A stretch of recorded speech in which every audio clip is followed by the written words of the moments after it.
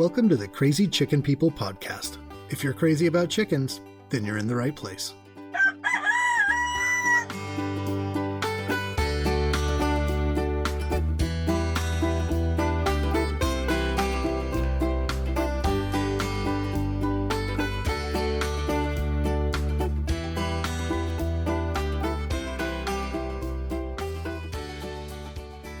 Hey, what's going on, everyone? Thank you for tuning in again to the Crazy Chicken People podcast.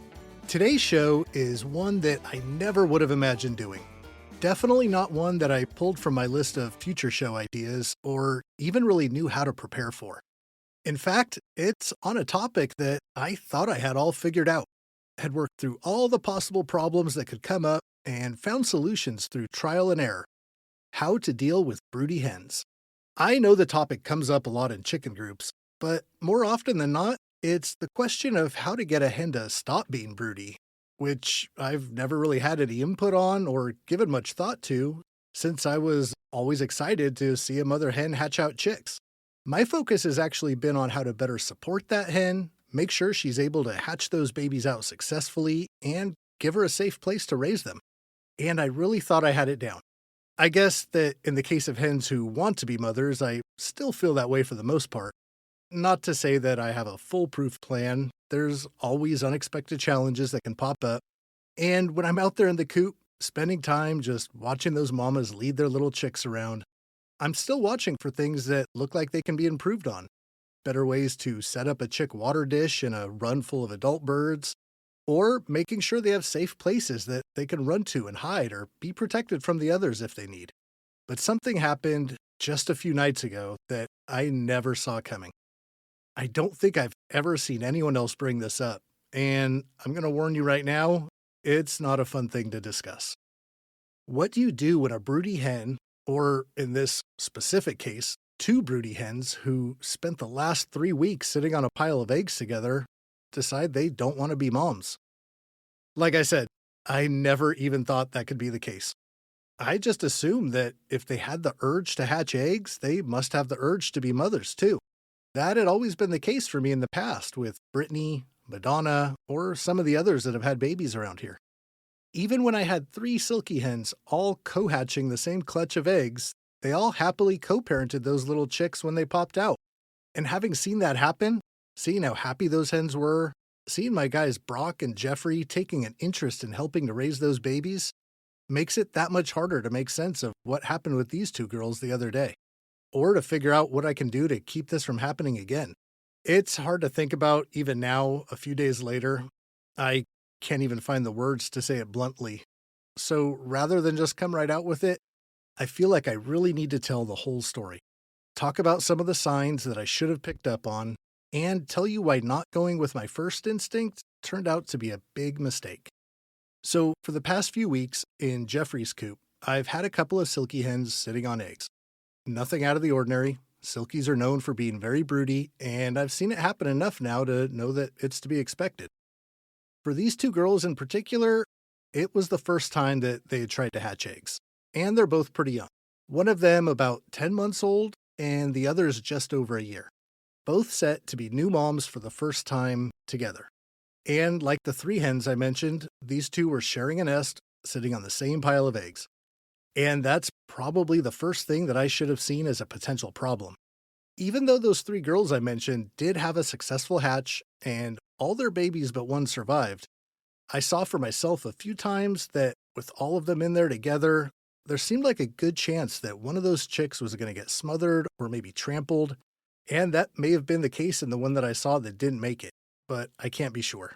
There was a couple of times I was in there that I had to nudge one of the moms over to make some room, but even with that, I still just let it go. I figured they know what they're doing. And this time around, with just 2 of them in there, I thought it'd be okay. They should have plenty of space, and everything should go fine. You know, I watch all these guys pretty closely day to day, so I did notice when they first started sitting on those eggs.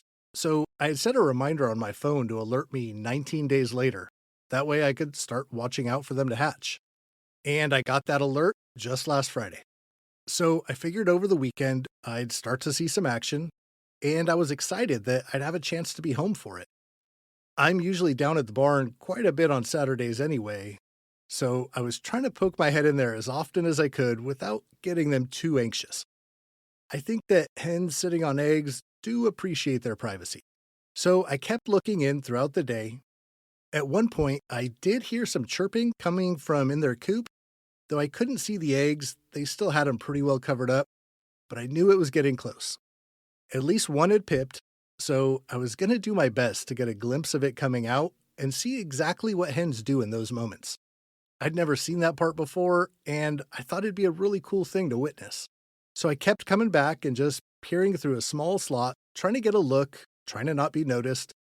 It was starting to get dark though, and the last time I went in to take a look, I didn't hear any more chirping. I couldn't see any chicks, or what seemed to be chicks moving around under the fluff, but it did look like something had gotten the attention of both those girls. I couldn't quite tell from the angle I was at. They were kind of blocking my view of what I figured was a chick trying to push its way out of the shell, and I really didn't want to miss this. Jeffrey was on guard. He didn't seem to want me getting too close to the coop, and I did have to put up with a few pecks and kicks from him, but I slowly got in close enough that he mostly left me alone. I still couldn't really see the eggs, though, just that the hens seemed to be trying to move it around. Really, I thought they were trying to help the chick out. I'm not even sure if hens actually do that, but that's what it looked like. But that wasn't what was happening. They finally noticed that I had gotten a little bit closer than they wanted, and they did this little shuffle around. That's when I realized they had been pecking at that baby chick that was trying to hatch. They were eating it. I'm not even sure how to describe it. I didn't even know what to do at that point. I just got up and had to step away for a minute. I was trying to rationalize what I just saw. I wanted to think that they were trying to help that chick out, and that maybe being first-time moms, they just didn't know what they were supposed to do. But that's not what I saw. I had that image in my head. I could see their faces, the blood on their beaks. I knew they had gone way past just trying to remove any eggshell. I had to walk away from that scene for a moment just to kind of gather my thoughts and figure out what to do next. There was still more eggs underneath them, and I needed to get that dead baby chick out of there, which I did do that as soon as I got past the initial shock of what I had just seen. I felt so lousy about what had just happened. The thought of that little chick trying to break out, trying to get its first breath, and how those hens just killed it.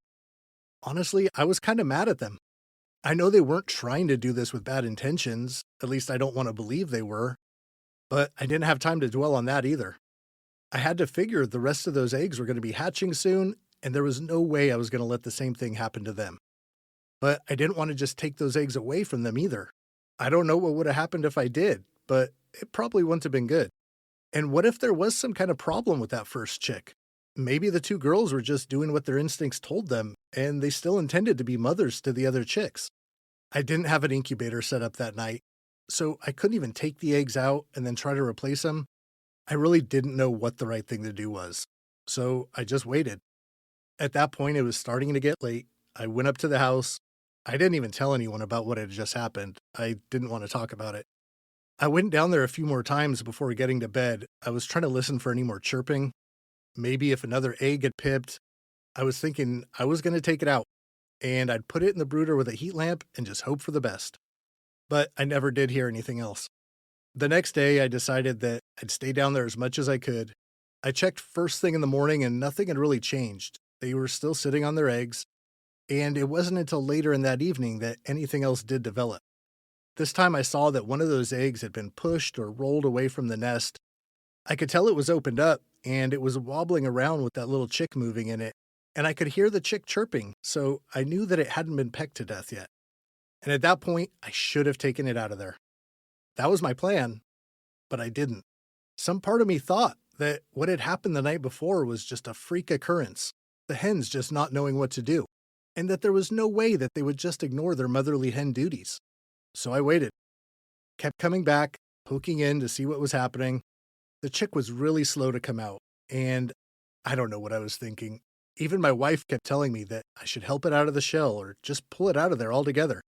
But I kept thinking that I needed to let nature take its course, not even considering the fact that that egg wasn't even being kept warm at that point. It was next to the two girls, but not under them. That really should have been the red flag that I needed to just collect that chick and help it hatch in a brooder.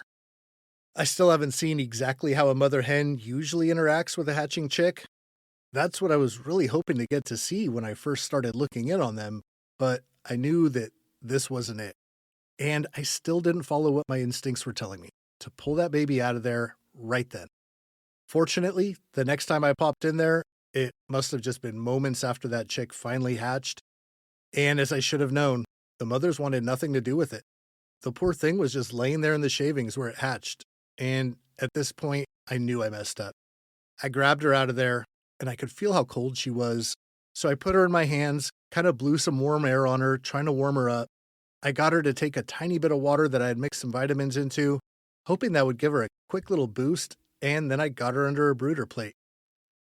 And at that point, I just hoped that she'd still be alive in the morning, which, to my surprise, she was. She seemed so weak. I didn't think she was going to make it. So that day I spent trying to take care of her. For a bit, it seemed like she was going to pull through. She'd gotten up and walked around a little bit, but she wasn't taking any food or water other than when I dip her beak in it. And by the end of that day, I could just tell that she wasn't getting any stronger. I tried to get a little nutrition in her at the end of the night, but unfortunately, this story doesn't have a happy ending. And when I checked her the next morning, she had passed. During that day that I was taking care of her, I did manage to get the other eggs those hens were sitting on out of there, and I swapped in a couple of fakes. There was no way that I could watch the same events unfold again. So I had an incubator set up to put them in, but when I candled them, I saw that the other ones had not developed, and that was probably for the best. So what's the takeaway from all this? Well, for me, I learned that not every hen is meant to be a mother.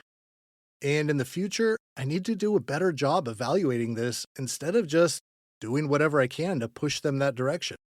It's also a good reminder that when your instincts are telling you something's wrong, that maybe you need to do something different than what you have planned, and you should probably listen. I've seen people talking about the different methods for breaking that broody cycle. I never paid much attention to it, but definitely something that I need to read up on and be prepared to do if that's what the situation calls for. It seems that a lot of the time that folks are trying to prevent a chicken from sitting on eggs, it's for reasons like not wanting to lose egg production, maybe they know the eggs aren't fertile, or they just don't want to take on any more chicks at that time. All totally legit reasons. But I think that the hen's health and the potential baby chick's health and safety has to be considered too. I never mentioned this till now, but a couple months ago, we lost Brittany, who was our family's and Jeffrey's favorite girl.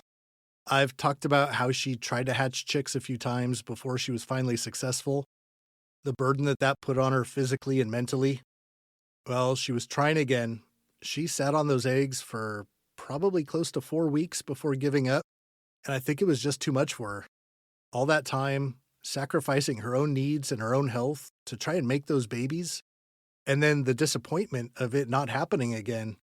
I saw how just not herself she was after that. We brought her in the house. I tried to get her healthy, but I think that she had just lost the will to live, and it was really tough to see. I'm not exactly sure what I could have done or what I'll do differently next time, but I'm going to try to figure it out. I know this was kind of a downer episode, but I do think it's just as important, maybe more important, to share these stories with each other so we can try to learn from other people's failures and mistakes, which we're all going to have, just as much as we would learn from others' success. If you have any experience with broody hens that you think could help, I would really appreciate hearing about them. I could definitely use some help on this one. Hopefully next week's episode is a little bit more upbeat. Till then, you guys have a great week, and I'll talk to you again soon.